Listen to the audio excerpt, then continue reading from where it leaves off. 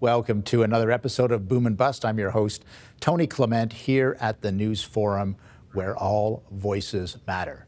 On October 7th, the federal Liberal government announced their comprehensive plan to get to zero plastic waste by 2030. This includes banning single-use plastic items like bags and straws. What are the impacts of this plan, and is it effective? Are there any downsides? We're here to discuss with two business leaders in the world of plastics. Dominic Demondo is the Vice President of Technology and Business Development for Green Mantra Technologies Limited, and Rick Struthers is the President of True North Plastics in Muskoka. Gentlemen, thanks for joining us today. Thank you. First of all, love to get your instant reaction to the government's zero plastics announcement. Dominic, why don't we start with you? Yeah.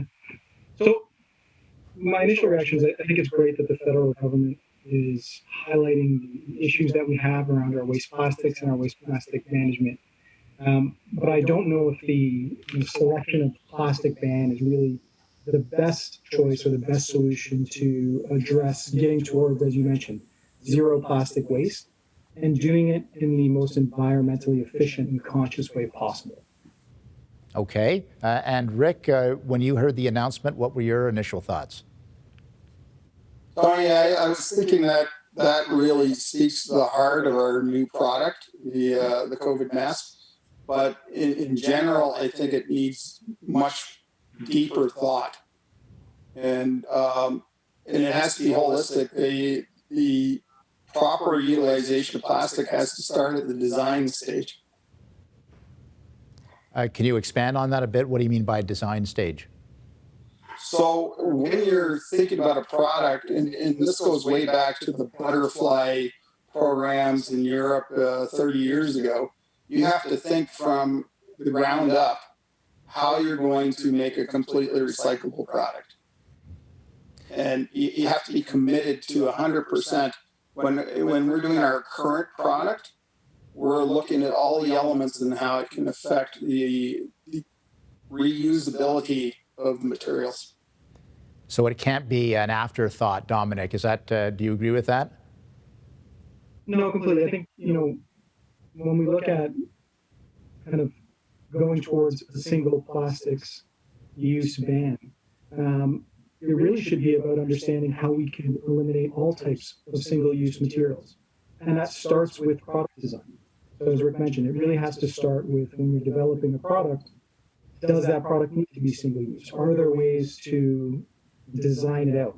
Some examples, recently Starbucks, Tim Hortons, they had the plastic straw. And instead of moving to a different material, potentially going to paper or another material in advance of a potential ban, they decided we can create a strawless lid and design out the need. So, a key part is going to be about design, but I think then the other part is looking at, it shouldn't be about single-use plastic ban. It should be about all single-use materials. How do we design those out? Because if we just remove single-use plastics, we then can easily move into paper or biodegradable materials, but those can then eventually be what enters our environment. So we really need to figure out how do we close that loop, not just eliminate one potential source and eliminate one potential material, because there are going to be some materials that are required to be single-use, whether it's in medical, potentially in food packaging, and you want to make sure that you've got the greenest and most environmentally friendly option of material for that application if it's required to be single use, and then make sure that it can be circular, that we have the right infrastructure for collection. So I think when we look at what the federal government's proposing, I think again they've got the right solution. It just may not be the right. They've got the right problem. It just may not be the right solution. And they've got to put in policy that supports the design, supports product design, but also the infrastructure for collection and recycling. So that's kind of where I see there's a bit of a gap in the current policies they're putting forward and kind of where we need to be to achieve zero waste. Rick Struthers, we've just got about 30 seconds left before our first break. Based on what you're saying, is it, I guess a ban is doable. You can ban anything when you're government, but is it going to be workable? So I think ban, in my view of it, is absolutely the wrong word. That implies a police state. What we have to do is become intelligent about our use. our best model is probably in Denmark from the 2014 conference. And those folks, they live and breathe recyclability. They respect their environment, and everything they make and do is not about getting the most dollar return.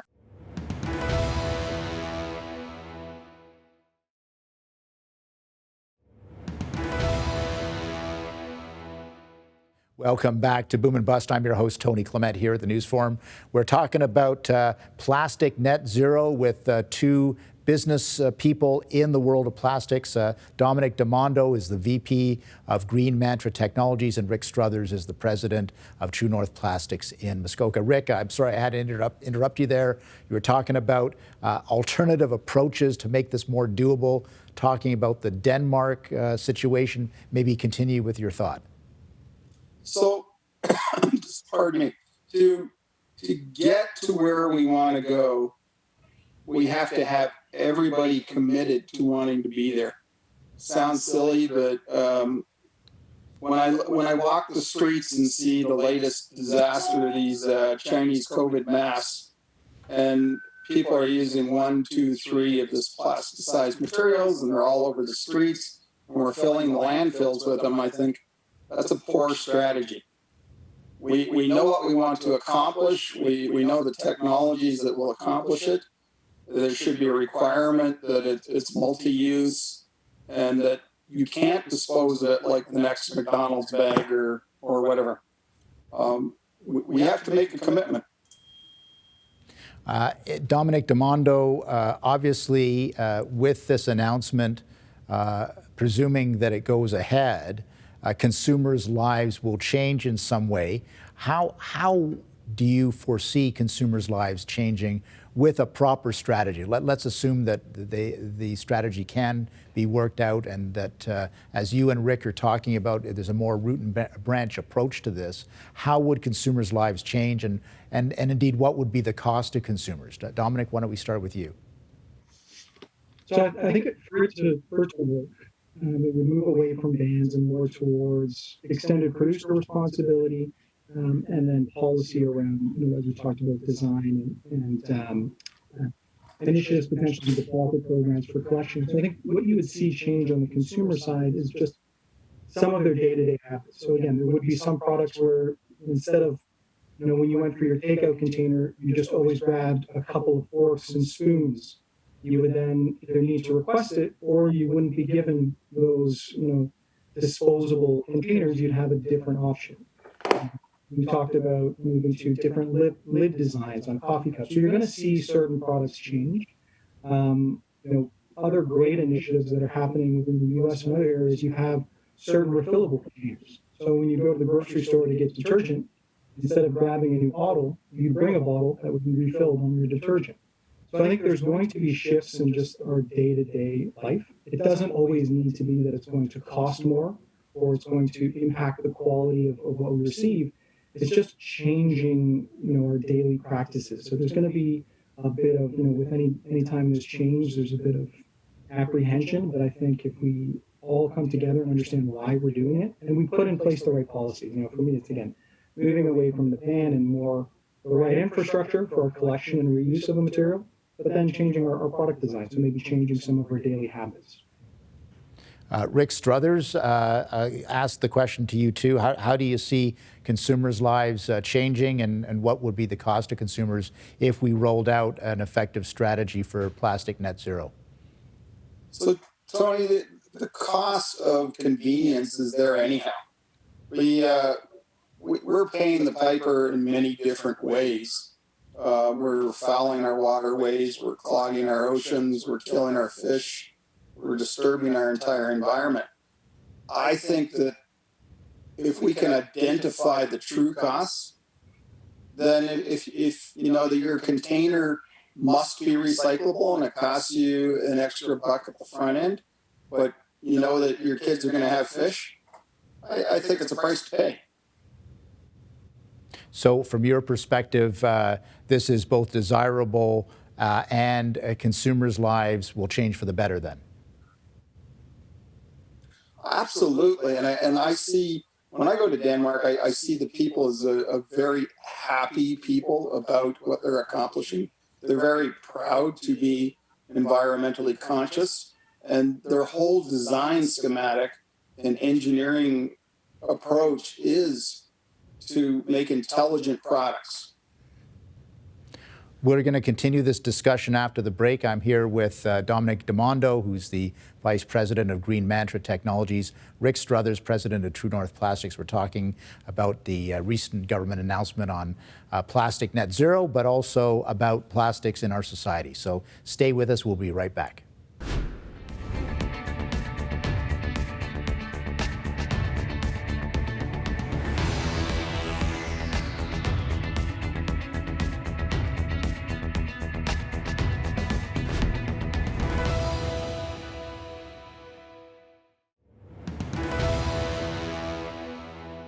Welcome back to Boom and Bust. I'm your host, Tony Clement, here at the News Forum.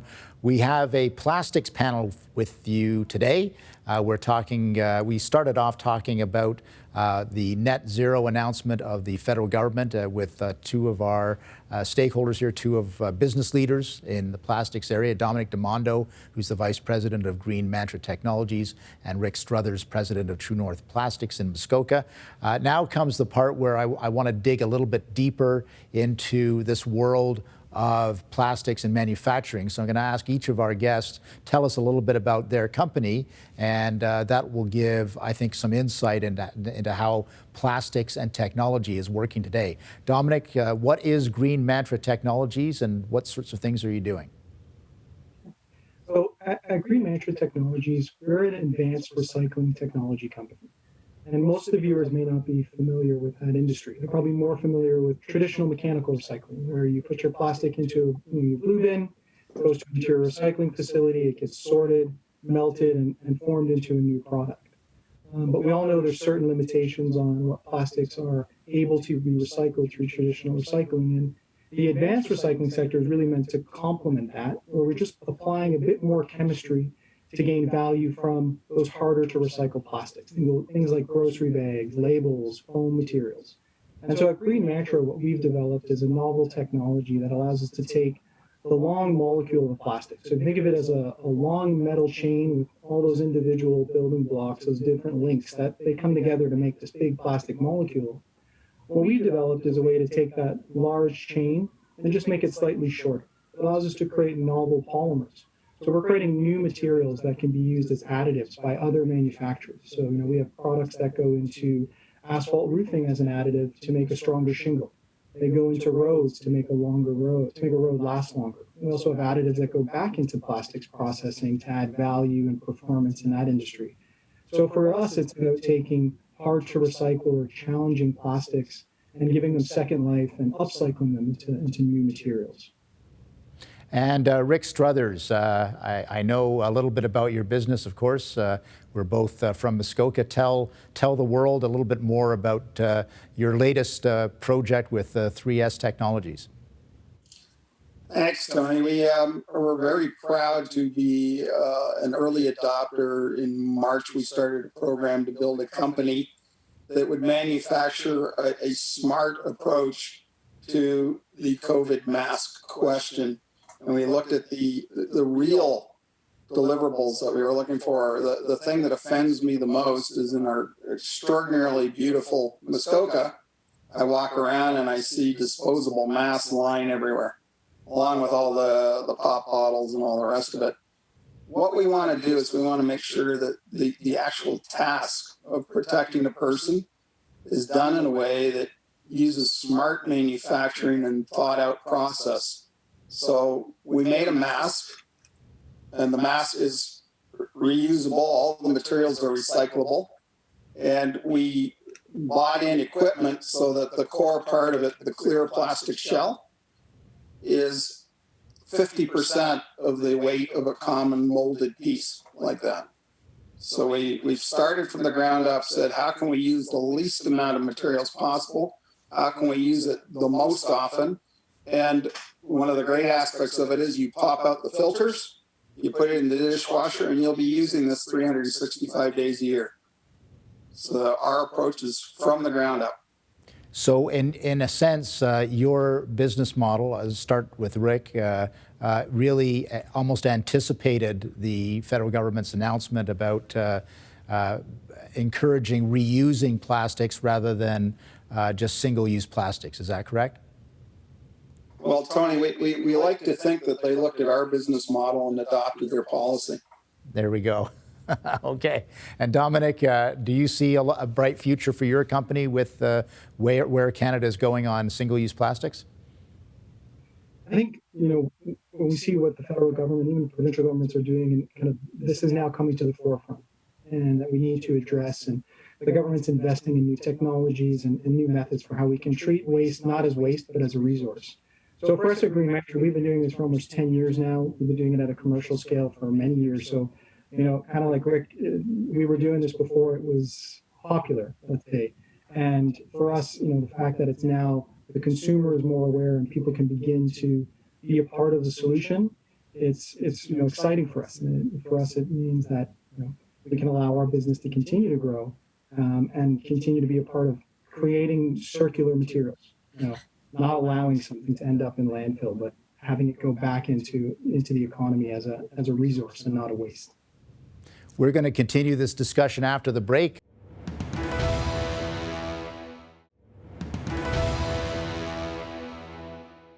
And we're back here at Boom and Bust. I'm your host, Tony Clement, here with Dominic Gimondo and Rick Struthers, both of whom are business leaders in the plastics space and plastic technology. Gentlemen, thanks again for being here. I'd love to get your sense of the innovations of the future, how technology is helping to innovate your sector. Obviously, recyclability and reusability, those are things that must be happening. But let's give our viewers a window into some of the technologies that are happening. Rick, do you want to start us off? Yes, Tony. We are, as a nation, one of the greatest innovation nations in the world. And what we don't do is we don't foster that internally. Thank God that the Ontario government in particular has come to the fore and said that that's something that's of value. That's what our future is, and we've got to start recognizing the value in it. We've been giving it away mostly south of the border for many, many years.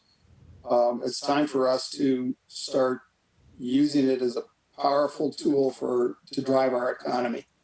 And that is to drive the massive emerging market of eco-consciousness. We're good at that. We respect it. We're much more respectful than many of the nations in the world. And that's where our future lies. We're 10% of the North American population, and in order for us to carry a high percentage of the GDP, we've got to be smarter.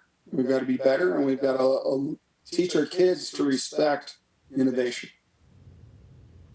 Dominic, what's your vantage point when it comes to the technological innovations that are happening? Are there some good examples in your area? Well, absolutely. Like when we look at advanced recycling, that's really core related to advancement in technology that allows us to create that sector.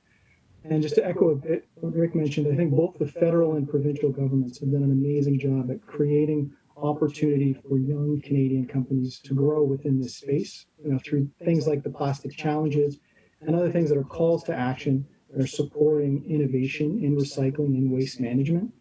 So I think Canada's done a great job at putting ourselves in a position to be leaders in this space. And I think we have some great technologies out of Canada in this area. The next part for me is going to be policies that also kind of pull through the demand of recycled content. So looking at circular procurement, the government is a huge buyer of infrastructure and materials. If they're putting in place mandates for recycled content, that's going to drive, again, adding value to the resource, not treating it as a waste. So I think that's the next step for how they push this forward as well. That's a good point, that government is a huge purchaser themselves of a lot of these plastic products, so they can lead by example. Is that the point you're making, Dominic? Absolutely. They can be the ones to help, especially with the homegrown Canadian clean tech companies, to drive growth of those technologies by putting in place some of these mandates that also help producers and brand owners shift to a sustainable product sooner because they have a mandate that's driving that for them. But I think the government, when we look at just their procurement policies, by implementing and leading by example, I think that's how we get things started. And Rick, would you like to see that as well?